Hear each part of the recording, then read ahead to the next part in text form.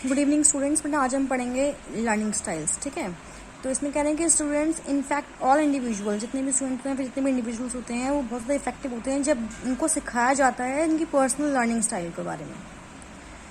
बल्कि 3 major types हैं learners के, विजुअल, ऑडिटरी एंड काइनेस्थेटिक या टैक्टाइल भी बोलते हैं इसको।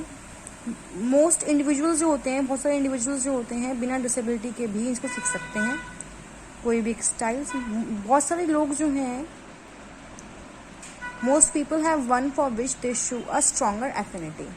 अब वो 3 लर्निंग स्टाइल कौन कौन से हैं? पहला है विजुअल लर्नर। कि विजुअल लर्नर्स कौन होते हैं? वो होते हैं जो जनरली सोचते हैं पिक्चर्स के टर्म्स में, वो चीज़ों को देखने ज़्यादा प्रेफर करते हैं और फिर उसको अपने हाथ से खुद लिखते हैं। वो मैप को फाइंड करते हैं, ग्राफ्स को, चार्ट्स को फाइंड करते हैं और वो कुछ और बाकी विजुअल लर्निंग टूल्स को भी देखते हैं जो उनको बहुत इफेक्टिव लगते हैं। वो चीज़ों को देखकर समझने में और याद करने में ज़्यादा आसानी महसूस करते हैं। उसके बाद है ऑडिटरी लर्नर्स। की ऑडिटरी लर्नर्स वो होते हैं जो सुनकर ज़्यादा अच्छा काम कर सकते हैं। उनको लेक्चर सुनना, डिस्कशन करना, रीडिंग सुनना तेज़ आवाज़ में सही लगता है, पसंद आता है। उनको चीज़ें सुनकर बहुत जल्दी याद हो जाती हैं। फिर एक काइनेस्थेटिक जो फिर इनको हम टैक्टाइल भी कहते हैं कि वो होते हैं जो टच करके, फील करके, एक्सपीरियंस करके चीज़ों को जल्दी से सीख जाते हैं। उनको इस तरीके फिजिकली मैनिपुलेट करके चीज़ों को ज़्यादा अच्छे से समझ में आता है। अब अगर विजुअल लर्नर्स की बात करें तो क्या कहते हैं? कह रहे हैं जो टिपिकली विजुअल लर्नर्स होते हैं विजुअलाइजेशन टेक्निक का इस्तेमाल करते हैं चीज़ों को याद करने के लिए। उनके सेंस ऑफ ह्यूमर जो है, सेंस ऑफ डायरेक्शन बहुत अच्छा होता है, बिकॉज वो विजुअलाइज करते हैं मैप्स को, डायरेक्शंस को अपने माइंड के अंदर। वो प्रेफर करते हैं इन्फॉर्मेशन को रीड करना टेक्स्ट बुक में और फिर वाइट बोर्ड के ऊपर, बजाय उसको टीचर से लेक्चर के फॉर्म में सुनने में। वो डूडलिंग करना, ड्राइंग करना ज़्यादा एंजॉय करते हैं। विजुअल लर्नर्स जो हैं वो साइट वर्ड्स को देखते हैं हर रोज़ टर्मिनोलॉजी के फॉर्म में, जैसे कि let's take a look at this और let's look at this from a different perspective. Colour और स्पेशल अरेंजमेंट फॉर्म में कुछ जल्दी से समझ में आती हैं। उसके बाद एक विजुअल लर्नर की मेथड्स कौन से, लर्निंग मेथड कौन से होते हैं? तो कहने विजुअल लर्नर्स जो हैं वो चीज़ों को देखकर जल्दी ज़्यादा समझते हैं। विजुअल लर्नर्स टिपिकली प्रेफर करते हैं इमेज को, मैप को, ग्राफ को देखना, या फिर बाकी जो रिप्रेजेंटेशन है, फॉर्म्स ऑफ इंस्ट्रक्शंस हैं, उनको ज़्यादा पसंद है। They will find that if they include image, अगर वो इमेज को, माइंड मैप्स को, लिस्ट को अगर इंक्लूड कर देंगे या बाकी जो विजुअल टेक्निक्स हैं उनको इंक्लूड कर देंगे अपने नोट्स के अंदर, तो उनको बेटर चांस होंगे उनको चीज़ों को याद रखने में। अब कौन से बेस्ड लेसन्स जो हैं वो अडेप्ट करते हैं विजुअल लर्नर्स के लिए? कहते हैं including diagrams, mind maps, word web, visual and बाकी जो फॉर्म्स होती हैं ग्राफिक ऑर्गेनाइजेशंस की, वो बच्चों को हेल्प करती हैं उनके इंस्ट्रक्शन को समझने में, बच्चों को पढ़ाने में, हाईलाइट करने में, नोट्स बनाने में, फ्लैश कार्ड्स बनाने में। फिर है ऑडिटरी लिसनिंग के बारे में बात करते हैं। कहते हैं ऑडिटरी लर्नर जो होते हैं वो बेस्ट लर्न कर सकते हैं टॉकिंग के साथ, लिसनिंग के साथ। वो नोटिस करते, रिमेंबर करते हैं साउंड्स को। वो रिमेंबर करने में, सुनने में ज़्यादा मदद मिलती है उनको। वर्ड्स में, लैंग्वेज में बहुत अच्छे होते हैं वो। They often read to themselves as they study. They are also often distracted by noise and sounds. वो नॉइज साउंड से बहुत कम डिस्ट्रैक्ट होते हैं। की मेथड्स क्या हैं? कहते हैं ऑडिटरी लर्नर्स जो हैं वो बेस्ट लर्न कर सकते हैं सुनकर इन्फॉर्मेशन को। They often need to read the written word aloud to help them remember. कि मतलब अगर आप उनके सामने पढ़ दोगे बच्चों किसी भी चीज़ को लाउडली तो उस चीज़ को समझ जाएंगे। कहते हैं आपको इन बच्चों को जो है ओरल प्रोवाइड करवाना चाहिए with return instructions for assignments. Include करना चाहिए ग्रुप डिस्कशन क्लासरूम के अंदर। प्रोवाइड कराएं स्टूडेंट्स को वीडियोज़ ताकि वो कॉम्प्लीमेंट कर सकें रिटर्न टेक्स्ट को। उनको टाइम दें ताकि वो रीड कर सकें, तेज़ बात कर सकें प्रॉब्लम्स के बारे में। साइलेंट रीडिंग से ब्रेक दें उनको। रियलाइज़ कराएं कि realize that those who are strong in auditory learning typically take longer to read in passage. मतलब समझना होगा कि मतलब जो बच्चे पढ़ने में अच्छे उनको टाइम लगेगा पढ़ने में। अब अगर बात करें काइनेस्थेटिक में, तो काइनेस्थेटिक लर्नर्स जो हैं वो बेस्ट होते हैं चीज़ों को करने में। फिजिकल एक्टिविटीज़ में बहुत अच्छे होते हैं, स्पोर्ट्स में, डांस में। वो इन्जॉय करते हैं लर्निंग को, हैंड्स ऑन मैथड्स में उनको करना अच्छा होता है। उनको गाइड करें, एक्शन एडवेंचर स्टोरीज सुनाएं। They might pace while on the phone और take break from studying to get up and move around. की मेथड क्या है? काइनेस्थेटिक लर्नर्स जो होते हैं वो बेस्ट लर्न करते हैं कब?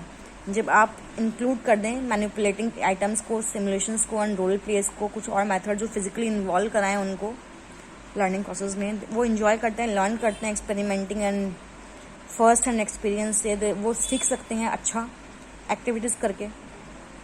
कौन से लेसन्स जो हैं वो अडेप्ट किए जाते हैं, vary instructions not only from day to day but मतलब रोज़ की ज़िंदगी से नहीं, but within a single class period. Provide student with as many opportunities, बच्चों को जो है अपॉर्चुनिटीज़ दो करिकुलम वारंट से कंप्लीट करने में, हैंड्स ऑन वर्क के थ्रू बच्चों को अलाउ करो कि वो रोल प्ले कर सकें कि कॉन्सेप्ट को समझने के लिए। उनको बच्चों को प्रोवाइड करो अपॉर्चुनिटी कि वो वर्क कर सकें, स्मॉल डिस्कशन ग्रुप कर सकें, अगर पॉसिबल तो उनको फील्ड ट्रिप पे ले जाएं। ठीक है भाई, तो ये था आपका लर्निंग स्टाइल्स। उसके बाद है explain the Flanders interaction analysis. तो इसमें यहाँ पर ये कह रहे हैं कि इंटरैक्शन एनालिसिस जो है उसका मतलब क्या है कि a technique consisting of objective है। कैसे टेक्निक्स के अंदर ऑब्जेक्टिव भी हैं, सिस्टमैटिक ऑब्जर्वेशंस भी है क्लासरूम इवेंट्स की, ताकि टीचर्स जो हैं वो स्टडी कर सकें बिहेवियर को, प्रोसेस को, इंटरैक्शंस के जो क्लासरूम के अंदर होता है। एक टीचर की हेल्प करता है डिजायरेबल मॉडिफिकेशंस करने में, अपने बिहेवियर में और अपने इंटरेक्शन को इम्प्रूव करने में पीपल के साथ। इंटरेक्शन एनालिसिस जो है वो वर्क करता है as a standardized observation tool and analysis technique for identifying the pattern of teacher behaviour, कि टीचर बिहेवियर का जो पैटर्न है उसको एनालाइज करने में, analysing the classroom interaction between the teacher and the students. कहते हैं बहुत सारे 100 से ज़्यादा सिस्टम्स है एनालिसिस के टीचर के बिहेवियर को एंड क्लासरूम इंटरेक्शन को। The interaction analysis category system developed by Ned Flanders is considered as the most easy system. जो नेट फ्लैंडर ने दिया है वो सबसे इजी मेथड जो है समझा जाता है। सिस्टम जो है डेवलप हुआ था टीचर ट्रेनिंग टेक्निक के फॉर्म में। इसके अंदर कैटेगराइजेशन हैं, जितने भी पॉसिबल वर्बल बिहेवियर हो सकते हैं टीचर के, वो सब इसके अंदर इंक्लूड किए गए हैं। टोटल में अगर हम बात करें 10 कैटेगरी हैं वर्बल बिहेवियर के सिस्टम के अंदर, इसको 3 मेजर सेक्शंस में डिवाइड किया गया है। अब वो कौन कौन से सेक्शन हैं वो देखें। तो पहले बात करते हैं टीचर के बिहेवियर के बारे में। कहना है कि जो हर एक टीचर जो है वो अपने क्लासरूम का किंग होता है। किस तरह क्लाइमेट प्रिवेल करना है देन द क्लासरूम वो डिपेंड करता है टीचर के बिहेवियर पर। टीचर का बिहेवियर का मतलब क्या है कि टीचर जो है किस तरह से बच्चों के साथ क्लासरूम में बिहेव कर रहा है, क्लासरूम के बाहर बिहेव कर रहा है, और क्लास स्कूल कैंपस के अंदर बिहेव कर रहा है, स्कूल कैंपस के बाहर बिहेव कर रहा है। एक टीचर जो है वो अलग अलग तरीके से बिहेव करता है, अलग अलग बहुत सारे इंटरेक्शंस होते हैं क्लासरूम्स के अंदर। कुछ टीचर्स जो हैं बहुत पोलाइट होते हैं, कुछ बहुत हार्श होते हैं, कुछ बहुत सीरियस रहते हैं हमेशा। कुछ टीचर का बिहेवियर पैटर्न जो है वो इस बात पर डिपेंड करता है कि बिहेवियर पैटर्न का कंस्ट्रक्शन क्या है पीपल क्लास को लेकर के। जो टीचर का बिहेवियर है वो tries to create an environment, कि उसका बिहेवियर क्लासरूम के अंदर एक एनवायरमेंट को क्रिएट करने के लिए हो, तो उसको हम क्लासरूम क्लाइमेट बोलते हैं। टीचिंग का बिहेवियर का मतलब क्या है, specially and more appropriately to the act और operation of teaching when a person is playing the role of a teacher. ठीक है भाई। अब उसके बाद कुछ डेफिनेशंस यहाँ पे दी गई टीचर बिहेवियर की। तो रियान ने दी थी पहले की teacher behaviour includes all these activities which are concerned with guidance और direction of learning of others. ठीक है। एक और है मैकनर्जनी एंड कॉर्नर ने कि टीचर बिहेवियर में be regarded as a function of the characteristics of the teacher, environment and the task in which the teacher engage. Teacher के बिहेवियर को हम एक तरह फंक्शन कहते हैं कैरेक्टरिस्टिक का, उसका जो एनवायरमेंट है, टास्क है, इसके अंदर टीचर एंगेज रहता है। ठीक है। अब टीचर बिहेवियर के 2 पार्ट्स हैं, नॉन वर्बल बिहेवियर और वर्बल बिहेवियर। तो डीजे रियान कहता है कि टीचर बिहेवियर को हम डिफाइन कर सकते हैं सिंपली एज द बिहेवियर और activities of a person as they go about doing whatever is required of teaching, particularly those activities which are concerned with the guidance or the direction. Non verbal में क्या आता है कि एक teacher जो है वो कुछ बॉडीली एक्शन का इस्तेमाल करता है, फेस के एक्सप्रेशंस का इस्तेमाल करता है, जो एनकरेज करते हैं, रिस्ट्रिक्ट करते हैं पीपल के पार्टिसिपेशन को क्लासरूम टीचिंग के अंदर, जिसको हम नॉन वर्बल बिहेवियर कहते हैं टीचर का। वर्बल में क्या आता है कि बहुत सारे क्लासरूम इंटरेक्शन में जो बच्चों के बीच में और टीचर के बीच में होता है उसमें सिखाया जाता है जनरली बोलकर। एक जो great deal of our interaction with other involves verbal behaviour. हम बहुत कुछ बोलते हैं, आप सुनते हैं, तो ये जो मैं बोल रही हूँ ये वर्बल इंटरेक्शन है, वर्बल बिहेवियर है मेरा आपके साथ। ठीक है भाई। अब कुछ कैरेक्टरिस्टिक्स हैं टीचर के बिहेवियर के, देखें जरा। पहला क्या है, teacher behaviour is a goal oriented activity, moral act है, सोशल एक्ट है, लिंग्विस्टिक एक्ट है, क्लियरली ऑब्जर्वेबल है, एनालाइज्ड है, इनइफेक्टिव है, अनडिजायरेबल है और मॉडिफाइड हो सकता है कभी भी रिक्वायरमेंट के अकॉर्डिंग। और बिहेवियर जो है वो नॉन सिमेट्रिकल भी है। जो अजम्पशंस है वो क्या है कि जो टीचर का बिहेवियर है characterized by some degree of consistency, हमेशा प्रोबेबल होता है, अनसर्टेन, कैरेक्टराइज्ड है लिमिटेड नंबर ऑफ रिस्पॉन्सेज के थ्रू। जो फंक्शनल है, फंक्शन ऑफ पर्सन कैरेक्टरिस्टिक्स है इंडिविजुअल टीचर का। ठीक है। कुछ और भी assumptions है कि बिहेवियर जो है वो डिस्टिंग्विशेबल है, टीचर बिहेवियर जो है मेजरेबल है, क्लासिफाइड है, क्वालिटेटिवली और क्वांटिटेटिवली दोनों तरीके से आप क्लासीफाई कर सकते हैं। आगे देखते हैं, क्लासरूम इंटरेक्शन की बात करें तो क्लासरूम इंटरेक्शन को हम डिफाइन अगर कहें तो एनी सिस्टम और फॉर कोडिंग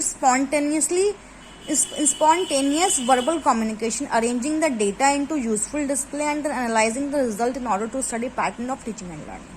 इसको हम बोलते हैं क्लासरूम इंटरेक्शन। जो क्लासरूम इंटरेक्शन है, इंटरेक्शन एनालिसिस है, उसका मतलब क्या है कि एक टेक्निक है इसके अंदर ऑब्जेक्टिव और सिस्टमैटिक ऑब्जर्वेशन होते हैं क्लासरूम के।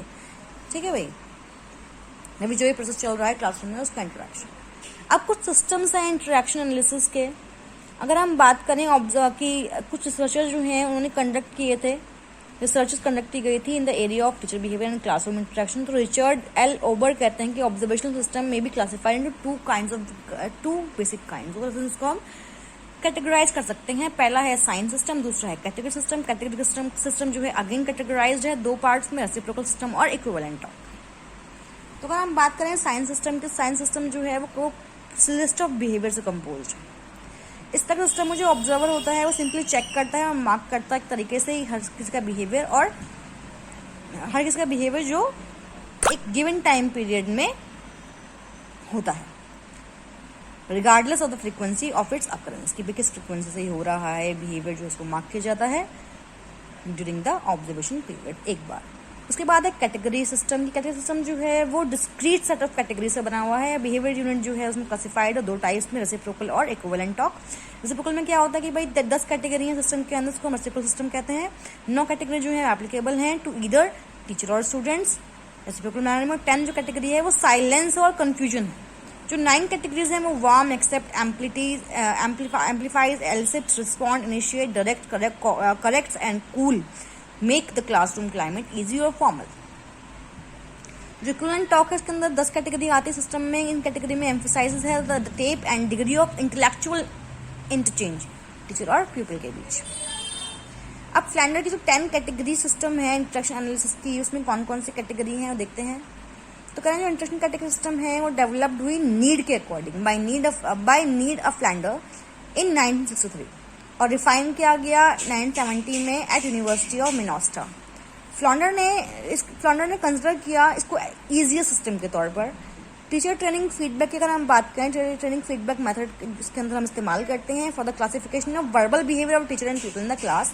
Interaction system act as the observational tool, और जो मेथड है इसको डेवलप किया गया to record the verbal communication. Non verbal को यहाँ पे इंक्लूड नहीं किया गया। अब वो 10 कैटेगरी जो है उनके ऑब्जेक्टिव क्या है। पहला है आइडेंटिफाई करना टीचर का बिहेवियर क्लासरूम इंटरेक्शन में, फॉर्मुलेट करना remedial strategies teaching learning process के अंदर, और कलेक्ट करना data and systematic record regarding teacher behaviour by this method. अब असम्पशंस की बात करते हैं। तो पहला है प्रीडोमिनेंस ऑफ वर्बल कम्युनिकेशन, कि नॉर्मल क्लासरूम सिचुएशन में वर्बल कम्युनिकेशन जो है प्रेजेंट होते हैं। बहुत ज़्यादा रिलायबल है वर्बल बिहेवियर। कंसिस्टेंसी जो है वर्बल बिहेवियर की, कि हम नॉर्मली अज्यूम करते हैं कि वर्बल स्टेटमेंट जो है टीचर की वो कंसिस्टेंस होती है इसके नॉन वर्बल जेस्चर्स के साथ। And in fact this his total behaviour. Teacher का जो इन्फ्लुएंस है वो बहुत मैटर करता है। Relation between student teacher, relation between social climate and productivity, relation between classroom climate and learning, use of observational techniques, role of feedback. Feedback का role बहुत ज़्यादा है। फीडबैक जो है हमें ये बताता है कि जो हम लर्निंग दे रहे हैं वो किस हद तक कारगर है। एक्सप्रेशन थ्रू वर्बल स्टेटमेंट, ये बहुत जरूरी है। अब कैरेक्टरिस्टिक्स क्या है, साइंटिफिक टेक्निक है ये। सिस्टमैटिक आप रिकॉर्ड कर सकते हो। Analysis of classroom behaviour, classroom behaviour यहाँ पे एनालाइज कर लिया जाता है। क्लासरूम बिहेवियर का जो रिप्रेजेंटेशन है वो यहाँ पे अच्छे से होता है। ऑब्जर्वेशन टेक्निक है क्लासरूम टीचिंग की। आगे बढ़ते हैं। मेजर कर सकता है इंस्ट्रूमेंट्स को, मेजरिंग इंस्ट्रूमेंट है क्लासरूम टेक्निक के लिए। इवैल्यूएशन डिवाइस करता है, फीडबैक डिवाइस भी है, सप्लीमेंट्री डिवाइस भी है, और यूजफुल है टीचिंग के लिए। अब कुछ लिमिटेशंस भी हैं यहाँ पर। तो पहले क्या है कि सिस्टम जो है कंसंट्रेट है वर्बल बिहेवियर पर, डिस्क्राइब नहीं करता है क्लासरूम इंटरेक्शन या टीचर का बिहेवियर टोटली। ये सिस्टम जो है बीइंग कंटेंट फ्री है ये, तो इनकॉर्पोरेट नहीं होता है बहुत सारे एसेंशियल स्टेप्स को लेकर टीचिंग के पर्टिकुलर सब्जेक्ट्स में। कंसर्न्ड है बिहेवियर से, behaviour have to be arbitrary categorized by the observer. focuses a great deal of attention on direct and indirect techniques influence of teacher talk, while only 3 categories are provided for the former. The later occupies 4 categories. Classroom interaction जो है, people interaction does not find place in this. मतलब teacher और people interaction तो हम देखते हैं यहाँ पर, बट बच्चों का आपस में कैसा इंटरेक्शन है वो हम नहीं देखते हैं. प्रोसेस है टेलिंग का, कंस्ट्रक्टिंग मैट्रिक्स का, interpreting of matrix prove uneconomical in terms of time, labour and money. इसका जो यूज है उसको highly trained, reliable and competent observer interpreter की जरूरत है, जो कि जिनकी जो है वो शॉर्टेज पाई जाती है. प्रोवाइड नहीं कराता है वेल जजमेंट, गुड और बैड टीचिंग बिहेवियर को लेकर. कुछ एक्टिविटीज जो हैं डेमोन्स्ट्रेटिंग एक्सपेरिमेंट्स को या साइंस के अंदर एक्सपेरिमेंट्स को डेमोन्स्ट्रेट करना, model reading in language, map and chart reading in social studies not find appropriate classification in the system. Only one category has been provided to silence and confusion. कि silence confusion को एक category दी गई है. Equating of silence with confusion is not appropriate. Appropriate नहीं है कि हम silence को और confusion को एक साथ रखें. इस सिस्टम के अंदर कोई अटैम्प्ट नहीं हुआ. Has been made to classify silence as purposive and non-purposive, which is a serious drawback. ठीक है भाई, तो ये इसकी लिमिटेशंस थी. जो टॉपिक हमने आज कर रहे हैं इसको आप अच्छे से कर लेंगे. जो भी डाउट रहता है वो आप मुझसे पूछ लेंगे. ओके.